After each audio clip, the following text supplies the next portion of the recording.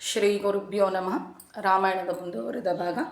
ವಿಶ್ವಾಮಿತ್ರರ ಹತ್ತಿರ ರಾಮಲಕ್ಷ್ಮಣರು ಈ ಮಗಧ ಮತ್ತು ಕಲುಷ ಅನ್ನುವಂಥ ನಗರಗಳು ಏಕೆ ಹೀಗೆ ನಿರ್ಮಾನುಷವಾಗಿರೋದಕ್ಕೆ ಕಾರಣ ಏನು ಅಂತ ಕೇಳ್ತಾರೆ. ಅದರ ಬಗ್ಗೆ ವಿವರಣೆಯನ್ನು ಹೇಳ್ತಾ, ಪೂರ್ವ ಕಾಲದಲ್ಲಿ ಸುಕೇತು ಅನ್ನುವಂಥ ಯಕ್ಷ ಮಕ್ಕಳಿಲ್ಲದಲೇ ಇದ್ದ.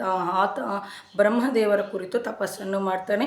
ಬ್ರಹ್ಮದೇವರು ಪ್ರತ್ಯಕ್ಷರಾಗಿ, ನಿನಗೆ ಮಗನನ್ನು ಕೊಡೋದಿಲ್ಲ, ಒಬ್ಬ ಮಗಳನ್ನು ಕೊಡ್ತೀನಿ. ಆಕೆ ಕಾಮರೂಪಿ, ಬಹಳ ಅಂದವಾಗಿರ್ತಾಳೆ. ಆಕೆಗೆ 1000 ಆನೆಯ ಬಲ ಇರೋ ಥರ ನಾನು ವರವನ್ನು ಕೊಡ್ತೀನಿ. ಆಕೆಯ ಹೆಸರು ತಾಟಕಿ. ಆಕೆ ಹುಟ್ಟಿ ಯೌವನಕ್ಕೆ ಬಂದ ನಂತರ ಸುಂದ ಅನ್ನುವಂಥ ಯಕ್ಷನಿಗೆ ಕೊಟ್ಟು ವಿವಾಹವನ್ನು ಮಾಡ್ತಾರೆ. ಅವರಿಗೆ ಜನ್ಮಿಸಿರೋಂಥವನೇ ಮಾರೀಚ. ಮಾರೀಚ ಜನ್ಮಿಸ್ತಾನೆ. 1000 ಆನೆ ಬಲ ಇರೋದ್ರಿಂದ ಗರ್ವದಿಂದ ಅರಣ್ಯದಲ್ಲಿ ಇಷ್ಟ ಬಂದಂಗೆ ಅವರು ತಿರುಗ್ತಾ ಇದ್ರು.